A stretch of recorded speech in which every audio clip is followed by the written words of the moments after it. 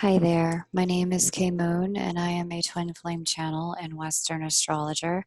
And this is a video about the Taurus full moon.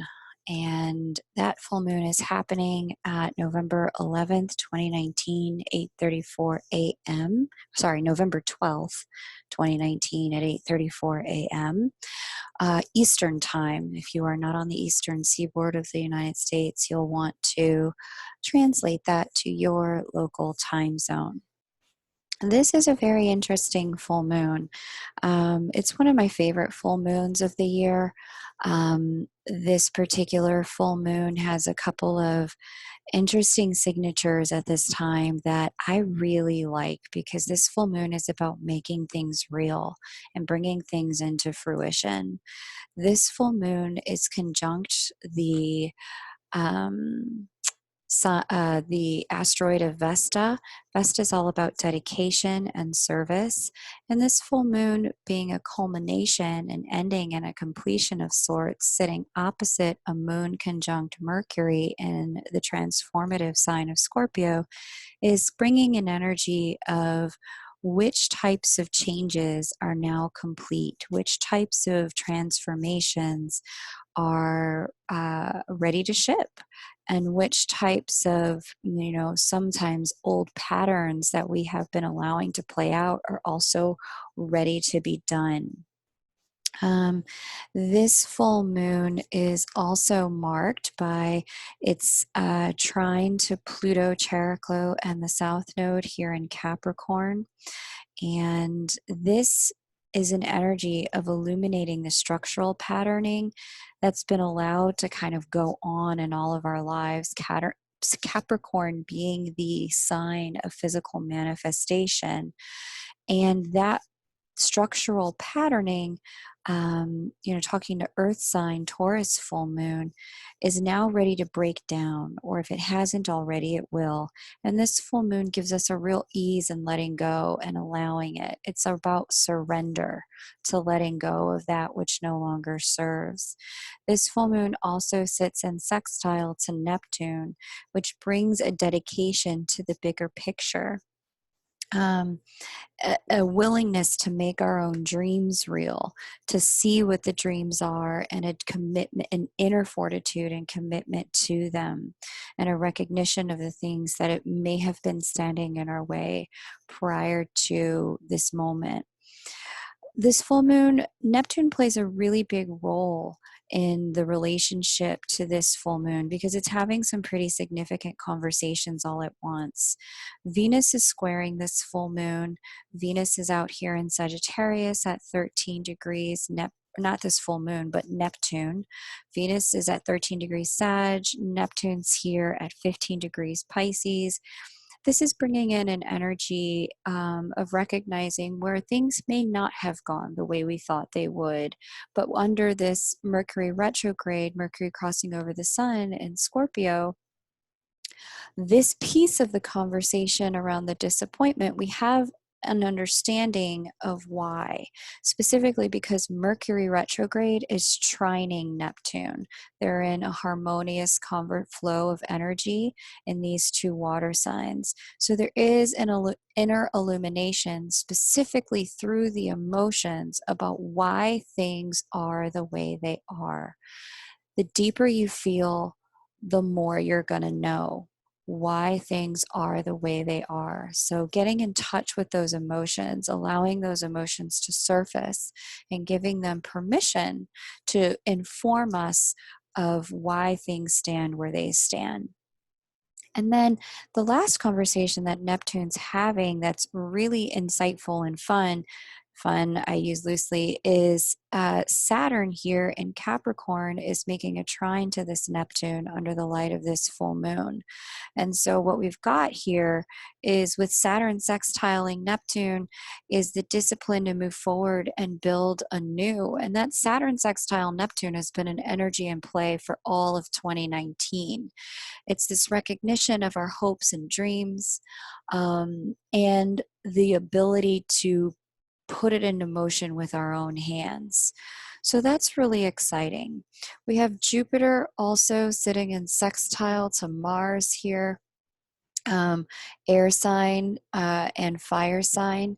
And that's bringing forward a bit of an energy of um, motivation and ambition and drive and power to take that willingness and that recognition and those emotional truths and turn them into something real. And then, with that Mercury crossing over the sun, it's a little less of a light bulb moment and a bit more of a truth that we all saw coming. It's kind of been percolating in the back of our minds. And with that Venus squaring Neptune energy under the light of this full moon, we do have the capacity to truly see, this is what's not working now, this is why, and this is what I need to do about it. We have a real energy and an ability to take matters into our own hands with this full moon. Some full moons and some energies in a chart can really show moments in time where we need to take things in our own hand, but it doesn't always come with the motivation and the ability to, just a recognition to. But this full moon in particular brings with it the ability to actually take action, which I really like. Um, so that's very exciting. This Neptune square Saturn energy, or sorry, sextile Saturn energy has been in play all year. And this Jupiter is about to move itself into the physical manifestation sign of Capricorn for an extended stay.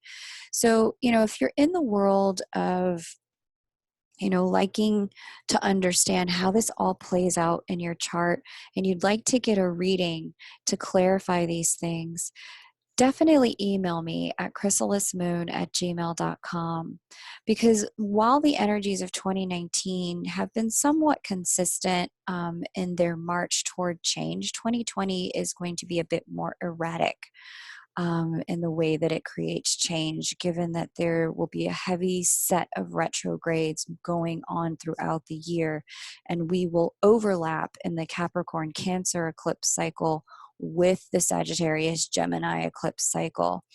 These energies are going to make 2020 a year of flux. And so if you're curious about how to set yourself up now to really get the most out of 2020 using the energy of this full moon and the next new moon and full moon and the final stages of this year, then email me. You'll get that autoresponder first.